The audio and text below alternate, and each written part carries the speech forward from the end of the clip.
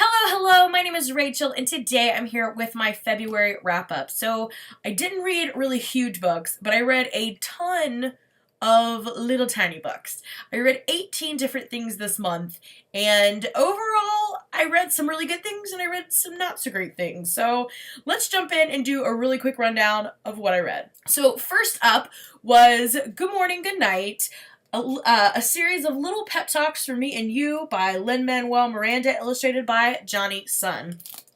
And it's basically just little good morning, good night pep talks that Lin-Manuel Miranda has done on Twitter, and they've all just been illustrated. And I don't know why I keep turning it away from the camera. And because of the illustrations, I think it just reminds me so much of it's almost like an adult pep talk version of a Shel Silverstein poetry collection. That's kind of the vibe I got. But it was really fun, very peppy, and I think if you like Lin-Manuel Miranda's general personality, I think that you will get a kick out of this. So I gave it 4 out of 5 stars. Next up, I picked up a graphic novel called Witches with a Y. This was written, I believe, by Scott Snyder. I believe he was the writer. Yeah, the story is by Scott Snyder, and as with all graphic novels, there is a ton of people that work on these, so he's by no means the only person to give credit to this.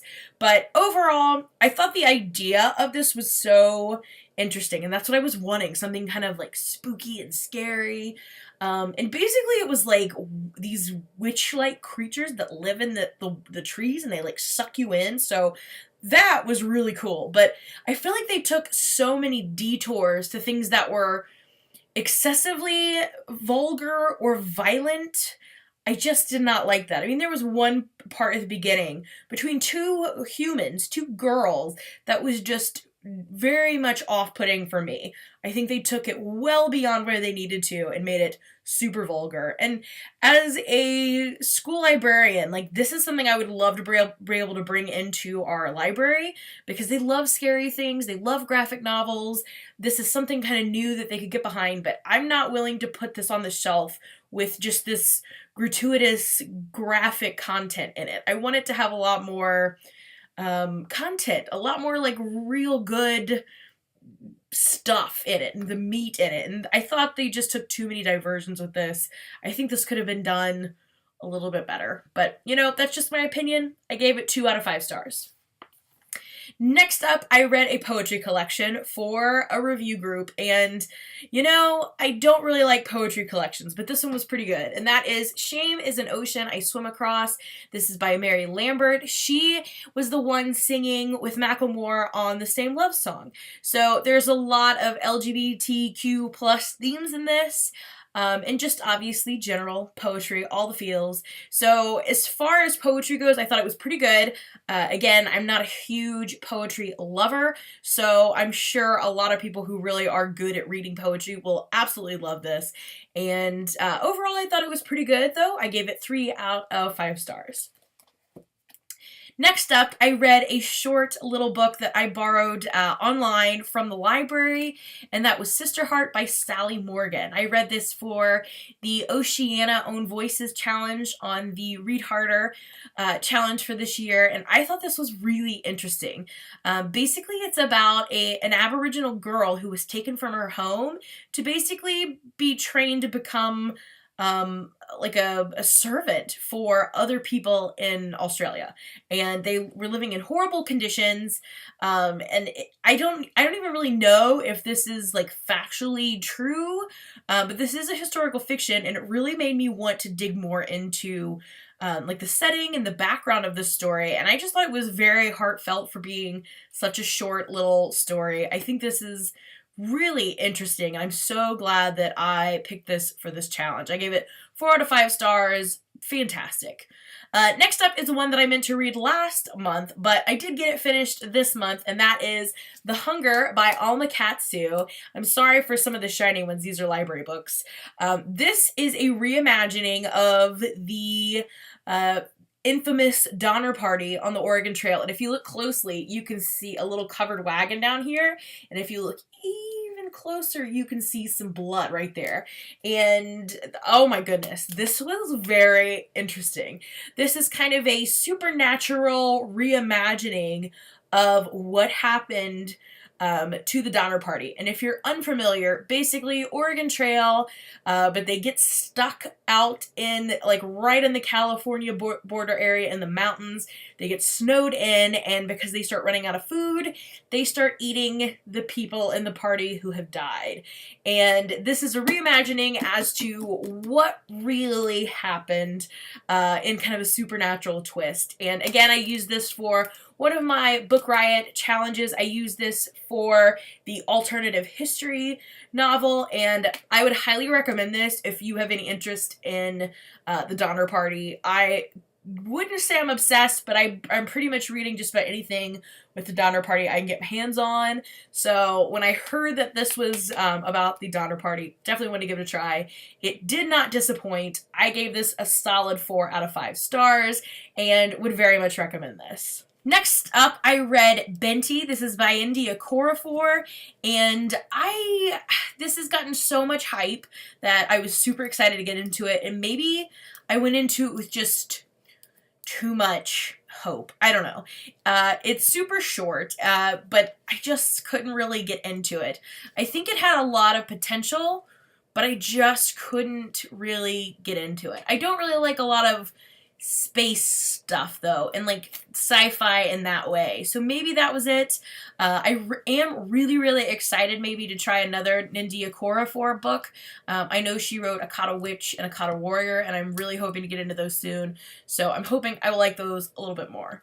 Next up, I reread Scary Stories to Tell in the Dark by Alan Schwartz, and I have to say, I think I was a little disappointed because I had such high expectations from remembering all the times I read it when I was younger, and I'm going to tell you, I do not think that the words were anything special. However, the illustrations were amazing, and that's what made those books. And supposedly the illustrations are what's really going to come through in the movie that's going to come out, which is what's going to make that book so scary. But anyway, I read it. I gave it a 2 out of 5 stars, but the pictures were outstanding. The next book, which is Art Matters by Neil Gaiman. I love Neil Gaiman. I think he's fantastic, and when I saw he had another little inspirational collection out, I really wanted to read it. And like I said, it made it even better when I realized Chris Rydell was the one who illustrated it. But this is called Art Matters because your imagination can change the world. And as you can see, I did get it from the library, but I am going to get my own copy because I just loved this. There was a whole little section on libraries, why our future depends on libraries, reading, and daydreaming. And it's kind of just an ode to how awesome libraries and librarians are. And being a librarian, that just warmed my heart. But I love this. I think it's fantastic. I thought the art and the words went together perfectly. I gave this a 5 out of 5 stars. Highly recommend. Will be purchasing this one. Next up, I read an e-arc of Fake News by Michael Miller. I thought overall this was pretty good.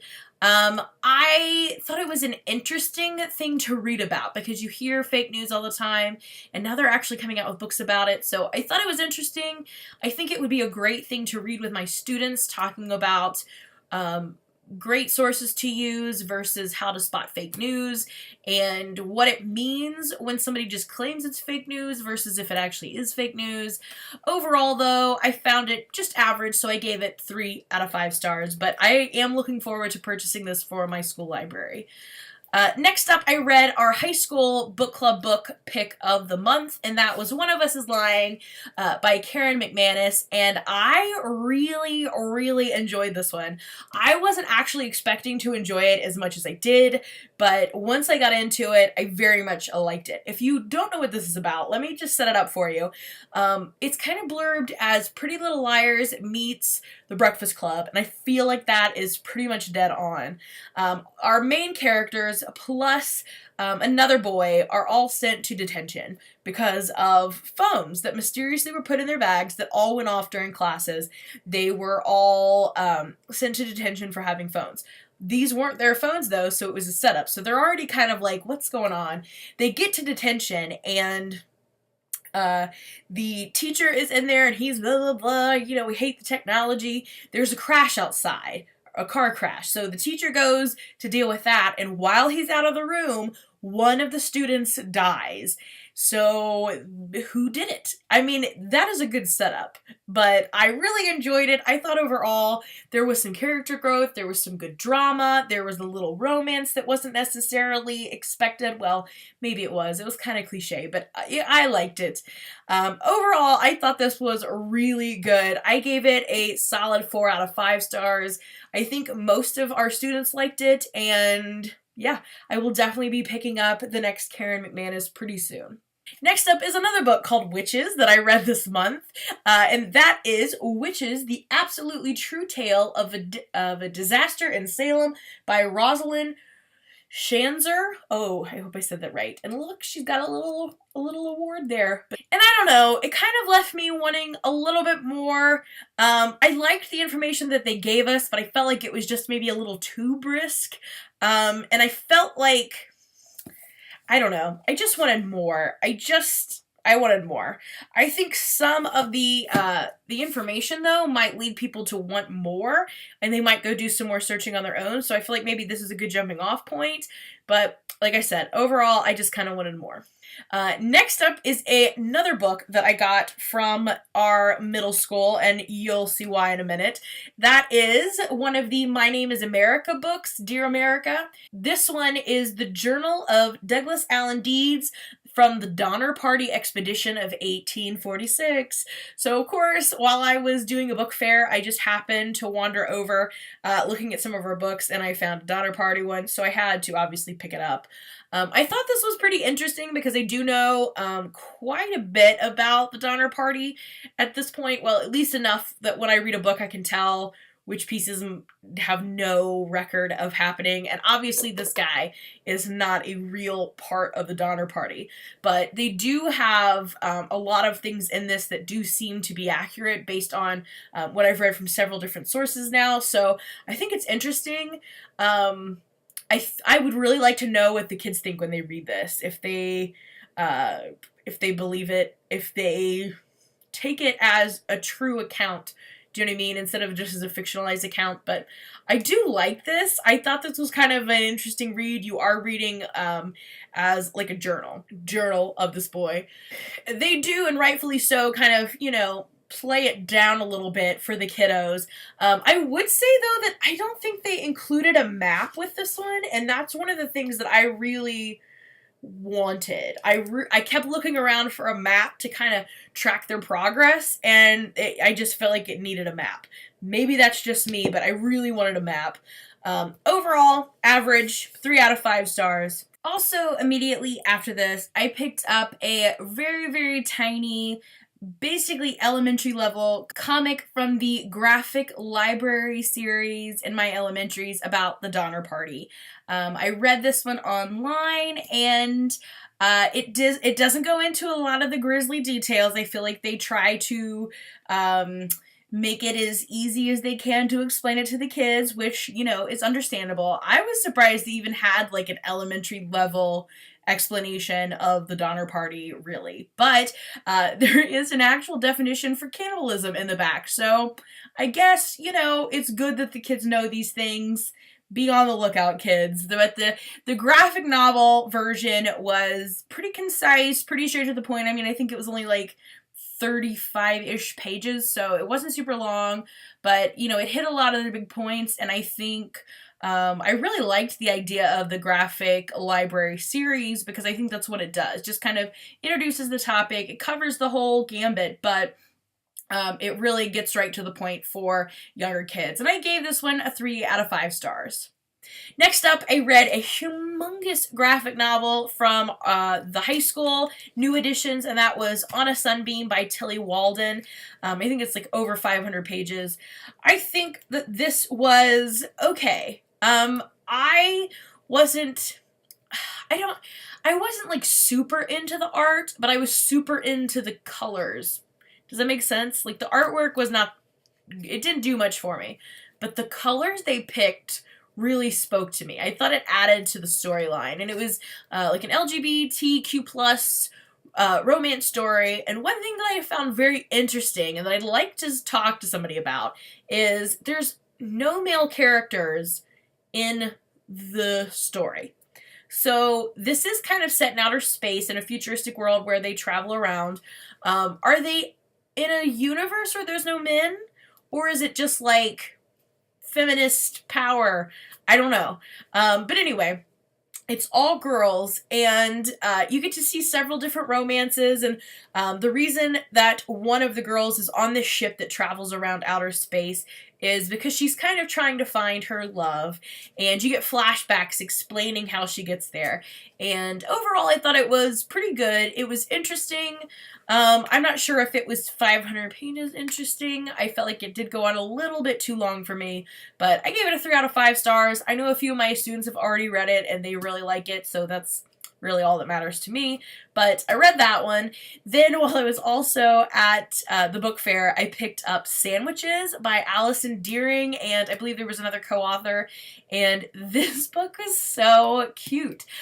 Basically, it was just a whole book of infographics about sandwiches, like how to make different sandwiches and where all the different things came from with the sandwiches, and there was just so much information packed into this little book about sandwiches that I ended up buying it. It was like the cutest thing ever.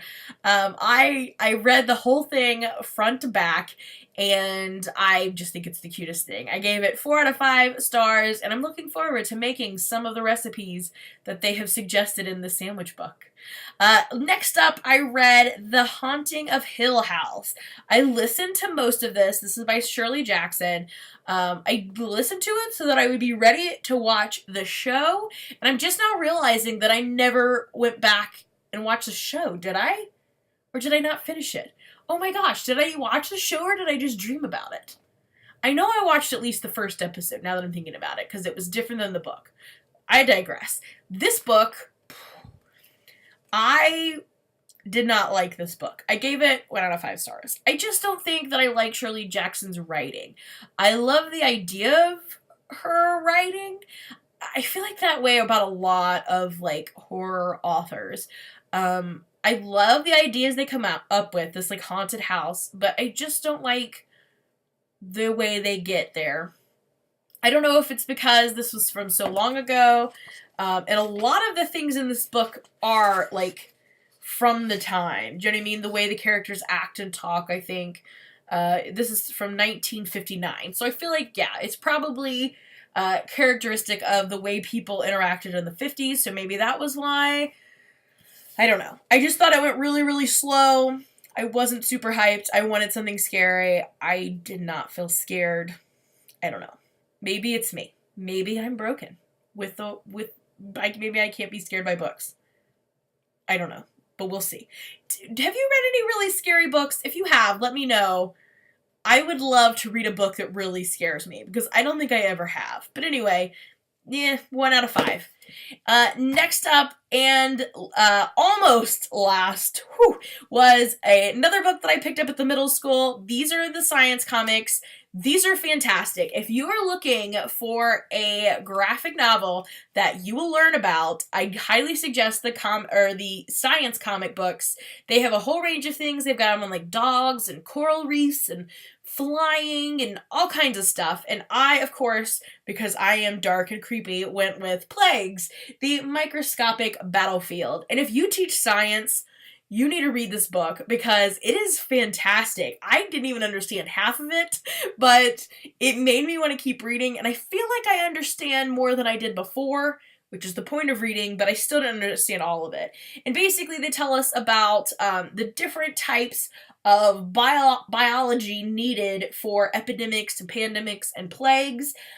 We have, as some of our main characters, the bubonic plague and what was he? He wasn't polio. What was he?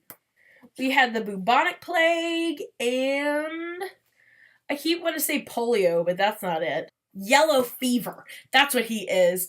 We have the bubonic and yellow fever. They talk about how they are transmitted and how your body fights them, how you can support your body fighting these diseases, and kind of the whole overarching story of this is the scientist working through this this virtual reality simulation to get these bacteria to work with them to make better antibodies. And I just thought it was really interesting. I thought it was there's so much information packed into this little comic, and I think you can get kids to read anything with pictures pretty much. So if you need to teach them science, give them a science comic.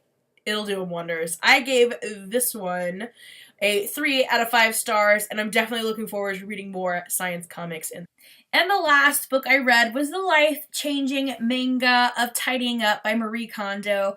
This is pretty much just a manga version of her book, kind of told through her dealings with one particular client. And it was a little bit more of a story form than just the direct text that she created in her original book. I thought this was okay. I don't think it really added anything special to what she already had with her book. It's just in a different format. So I gave it a 3 out of 5 stars. And there you have it.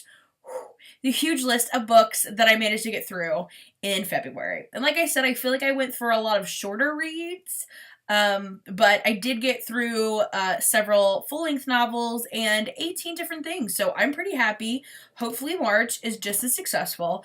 Yeah, so we'll see how March goes, and hopefully I will be back soon with a little TBR for you for March, and thank you so much for watching. I will see you again in another video soon. Bye for now.